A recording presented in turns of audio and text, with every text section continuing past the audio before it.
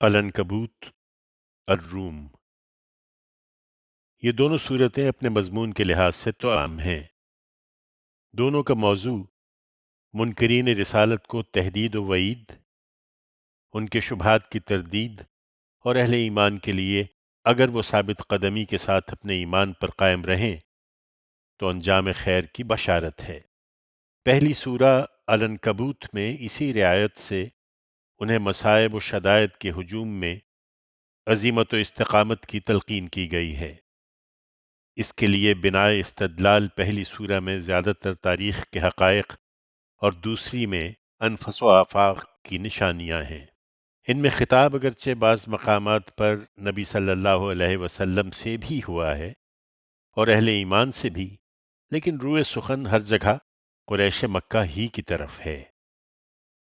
دونوں صورتوں کے مضمون سے واضح ہے کہ القریٰ مکہ میں یہ رسول اللہ صلی اللہ علیہ وسلم کی دعوت کے مرحلہ انذار عام میں اس وقت نازل ہوئی ہیں جب ہجرت و براعت کا مرحلہ قریب آ چکا ہے۔ اللہ کے نام سے جو سراسر رحمت ہے، جس کی شفقت ابدی ہے۔ یہ سورہ الف لام میم ہے۔ کیا لوگوں نے گمان کر رکھا ہے کہ محض یہ کہنے پر چھوڑ دیے جائیں گے کہ ہم ایمان لائے اور انہیں آزمایا نہ جائے گا؟ واقعہ یہ ہے کہ ہم نے ان سب لوگوں کو آزمایا ہے جو ان سے پہلے گزرے ہیں، سو اللہ ان لوگوں کو ضرور جانے گا جو سچے ہیں، اور جھوٹوں کو بھی جان کر رہے گا۔ اور کیا جو ان کے ساتھ برائیاں کر رہے ہیں انہوں نے سمجھ لیا ہے کہ ہمارے قابو سے باہر ہو جائیں گے؟ ان پر افسوس، بہت ہی برا فیصلہ ہے جو وہ کر رہے ہیں۔ اس میں شبہ نہیں کہ اس وقت ہجوم مصائب ہے، لیکن جو خدا سے ملنے کی امید رکھتا ہو اسے مطمئن رہنا چاہیے، اس لیے کہ جزا و سزا کے لیے خدا کا ٹھہرایا ہوا وقت ضرور آنے والا ہے، اور خدا سمیع و علیم ہے۔ اسے معلوم ہونا چاہیے کہ جو ہمارے لیے محنت اٹھاتے ہیں تو وہ اپنے ہی بھلے کے لیے محنت اٹھاتے ہیں، اس لیے کہ اللہ تو دنیا والوں سے بے نیاز ہے۔ اور جو لوگ ایمان پر قائم رہے اور انہوں نے نیک عمل کیے ہیں، وہ یقین رکھیں کہ ان کی برائیاں ہم ضرور ان سے دور کریں گے، اور ان کے عمل کا انہیں بہترین بدلہ عطا فرمائیں گے۔ خدا سے بڑھ کر کسی کا حق نہیں ہے۔ ہم نے انسان کو اس کے والدین کے ساتھ نیک سلوک کی ہدایت کی ہے، لیکن ساتھ ہی واضح کر دیا ہے کہ اگر وہ تمہارے درپے ہوں کہ تم کسی کو میرا شریک ٹھہراؤ جس کا تمہیں کوئی علم نہیں ہے، تو ان کی بات نہ ماننا۔ تم سب کو میری ہی طرف لوٹ کر آنا ہے، پھر میں تمہیں بتاؤں گا جو کچھ تم کرتے رہے ہو۔ اور جو ایمان لائے اور انہوں نے نیک عمل کیے، انہیں ہم اس دن ضرور صالحین میں داخل کریں گے۔ یہ خدا پر ایمان کا تقاضا ہے، اور ادھر لوگوں کا حال یہ ہے کہ ان میں ایسے بھی ہیں جو کہتے ہیں کہ ہم خدا پر ایمان لائے ہیں، لیکن جب اسی خدا کی راہ میں ستائے جاتے ہیں تو لوگوں کے ستانے کو وہ خدا کے عذاب کی طرح سمجھ لیتے اور پیچھے ہٹ جاتے ہیں۔ یہی لوگ ہیں کہ اگر تیرے پروردگار کی طرف سے کوئی مدد ظاہر ہوگی تو ضرور کہیں گے کہ ہم تو آپ لوگوں کے ساتھ تھے۔ کیا لوگوں کے دلوں میں جو کچھ ہے اس سے اللہ بخوبی واقف نہیں ہے؟ یہ ایمان کا دعویٰ کر رہے ہیں تو خوب سمجھ لیں کہ اللہ انہیں ضرور جانے گا جو فی الواقع مومن ہیں، اور منافقوں کو بھی جان کر رہے گا۔ اور منکرین جو ان کو ستا رہے ہیں، ایمان والوں سے کہتے ہیں کہ تم ہماری راہ پر چلتے رہو اور تمہارے گناہ ہم اٹھا لیں، حالانکہ ان کے گناہوں میں سے وہ کچھ بھی اٹھانے والے نہیں ہیں۔ اس میں شبہ نہیں کہ وہ جھوٹے ہیں۔ ہاں، اپنے گناہوں کے بوجھ وہ ضرور اٹھائیں گے، اور اپنے بوجھوں کے ساتھ کچھ دوسرے بوجھ بھی۔ اور جو افطرا وہ کر رہے ہیں قیامت کے دن اس کے بارے میں یقیناً ان سے پوچھا جائے گا۔ یہی کچھ اگلوں نے بھی کیا ہے۔ ہم نے نوح کو اس کی قوم کی طرف رسول بنا کر بھیجا تھا، تو وہ 50 کم 1000 سال ان لوگوں میں رہا، لیکن اس کے باوجود وہ لوگ نہیں مانے، تو آخر کار انہیں طوفان نے آ گھیرا اور وہ اپنی جانوں پر ظلم ڈھا رہے تھے۔ پھر نوح کو اور کشتی والوں کو ہم نے بچا لیا، اور اس واقعے کو ہم نے دنیا والوں کے لیے ایک عظیم نشانی بنا دیا۔ اسی طرح ابراہیم کو اس کی قوم کی طرف بھیجا جب اس نے اپنی قوم سے کہا کہ اللہ کی بندگی کرو اور اس سے ڈرو، یہ تمہارے لیے بہتر ہے اگر تم جانو۔ تم اللہ کو چھوڑ کر محض بتوں کو پوج رہے ہو اور اس کے لیے جھوٹ گھڑتے ہو۔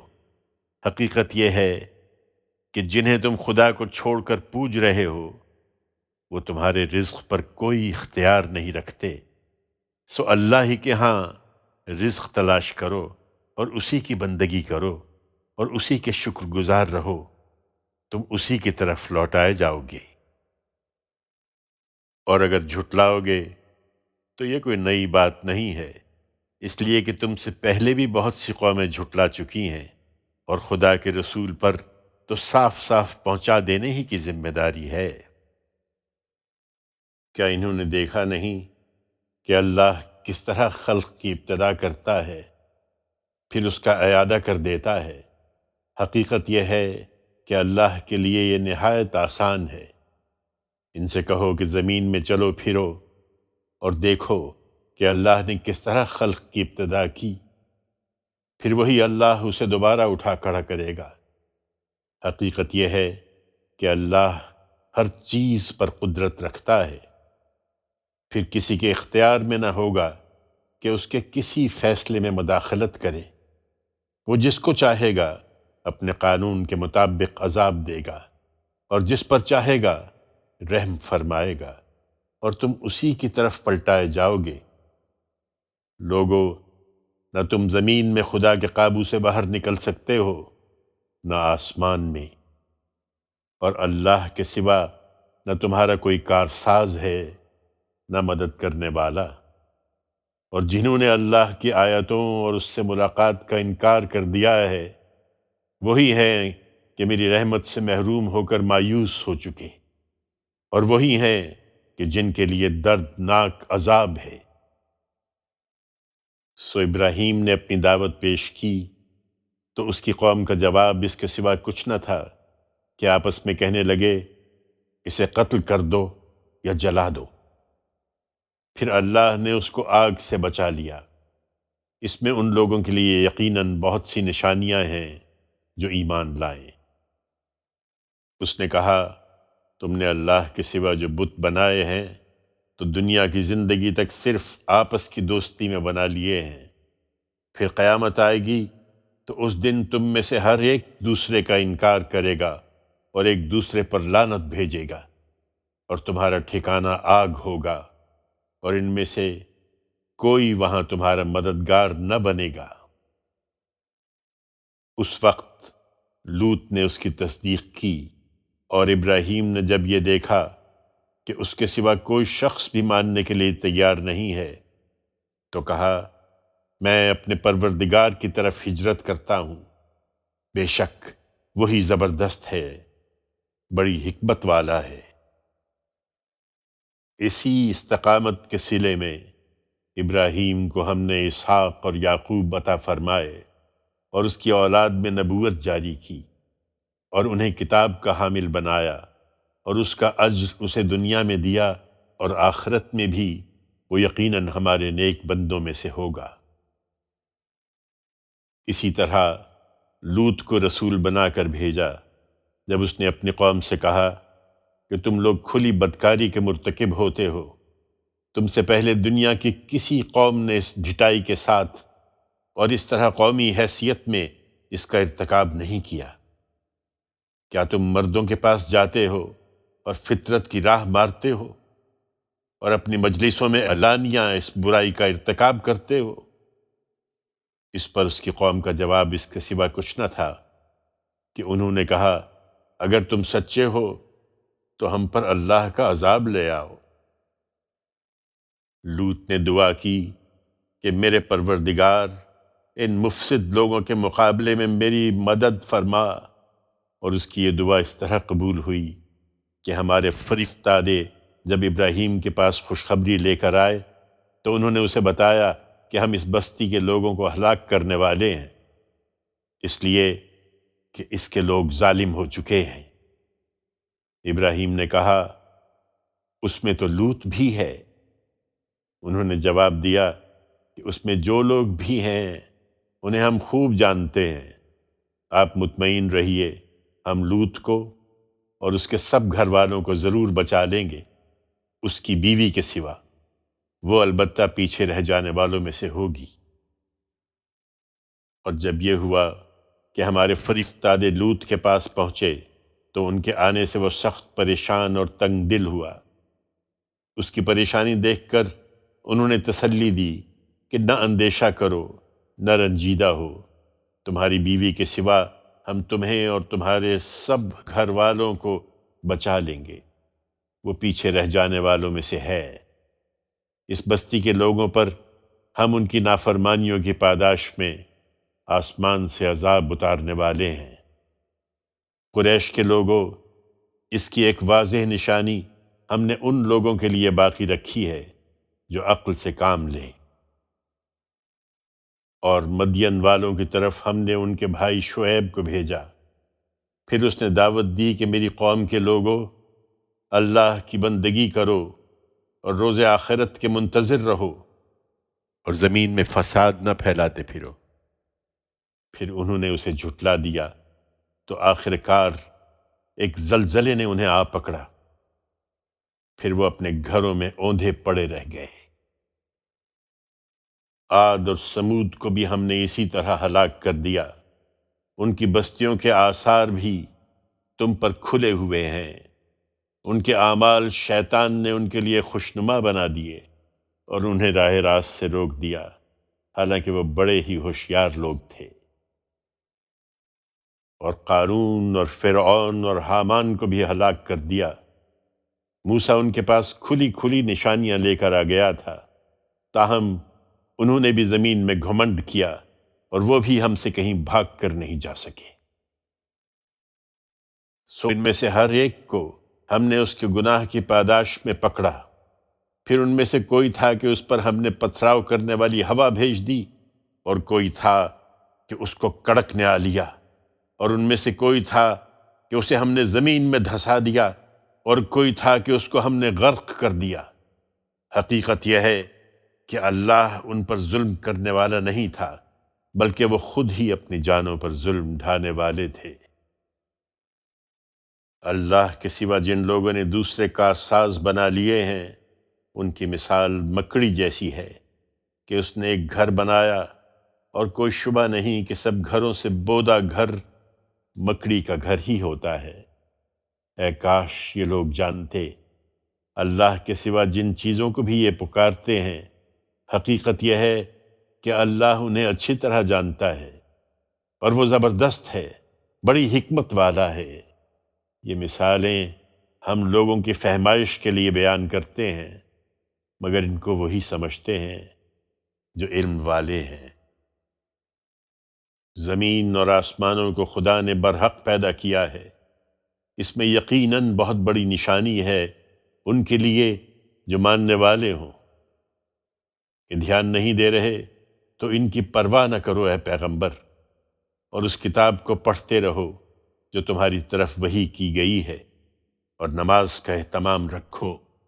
کچھ شک نہیں کہ نماز بے حیائی اور برائی سے روکتی ہے۔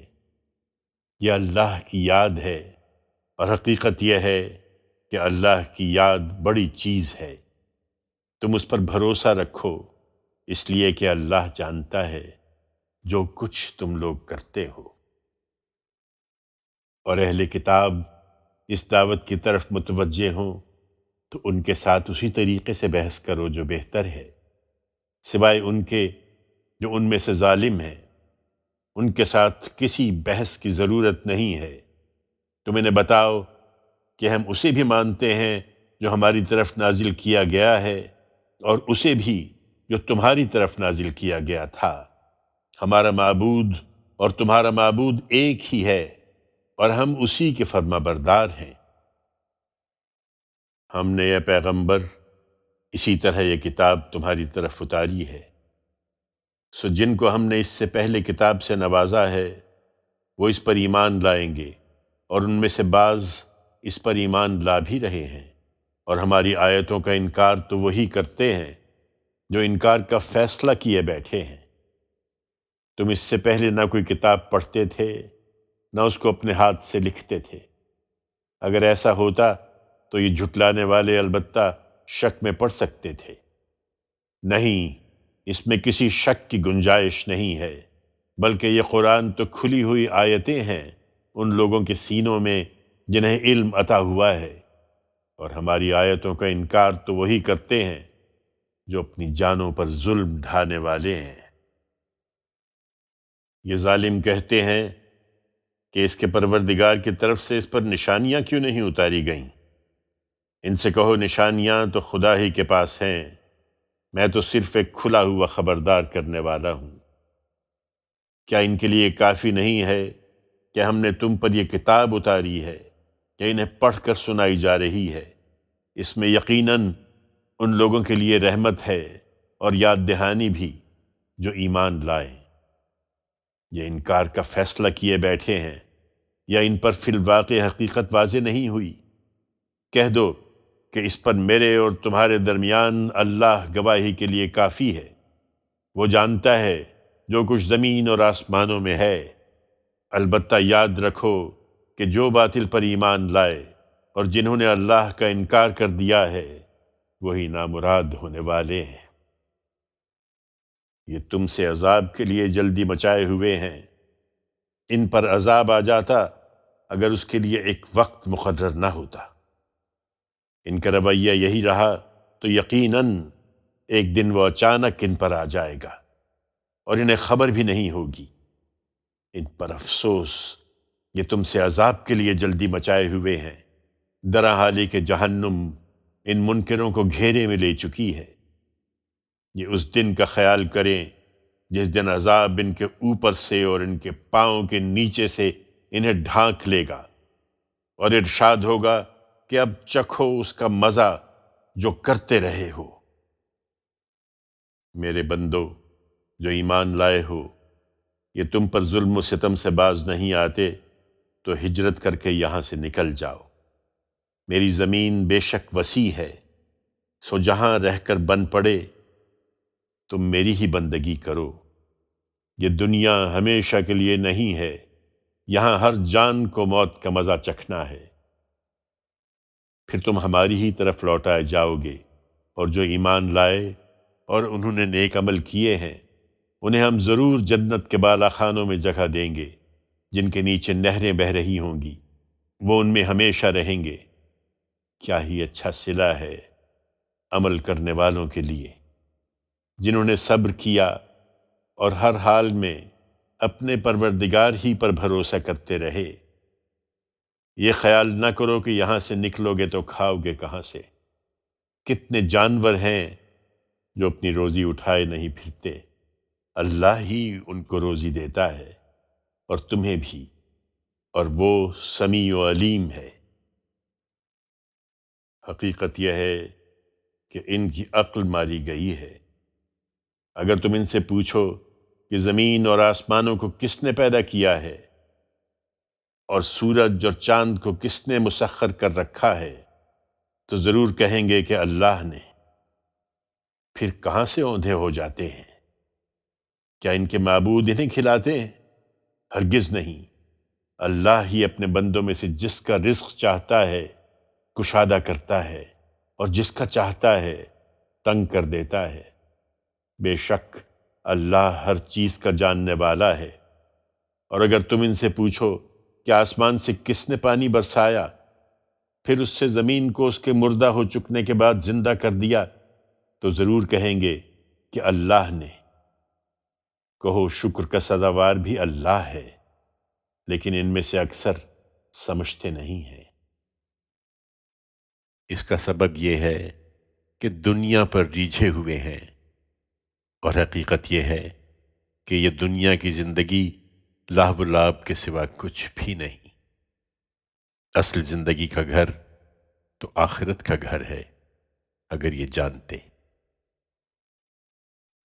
پھر یہی لوگ ہیں کہ گویا وہ مسافر ہیں کہ جب کشتی میں سوار ہوتے ہیں اور وہ طوفان میں گھر جاتی ہے تو اپنی اطاعت کو اللہ کے لیے خالص کر کے اس کو پکارتے ہیں۔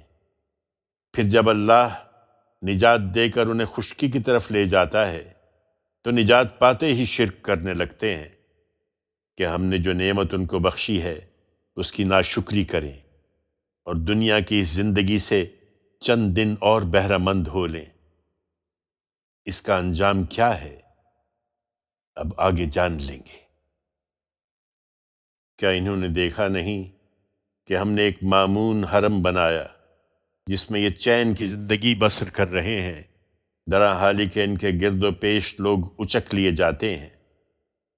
کیا پھر بھی باطل ہی کو مانتے ہیں اور اللہ کی اس نعمت کی ناشکری کرتے ہیں؟ اس سے بڑھ کر ظالم کون ہوگا جو اللہ پر جھوٹ باندھے یا حق کو جھٹلائے جبکہ وہ اس کے پاس آ چکا ہے۔ کیا ایسے منکروں کا ٹھکانہ جہنم میں نہیں ہے؟ تم میرے بندوں کو بشارت دو اے پیغمبر کہ جو لوگ ہماری راہ میں مشقتیں جھیل رہے ہیں ان پر ہم اپنی راہیں ضرور کھولیں گے، اور کچھ شک نہیں کہ اللہ ان کے ساتھ ہے جو خوبی سے عمل کرنے والے ہیں۔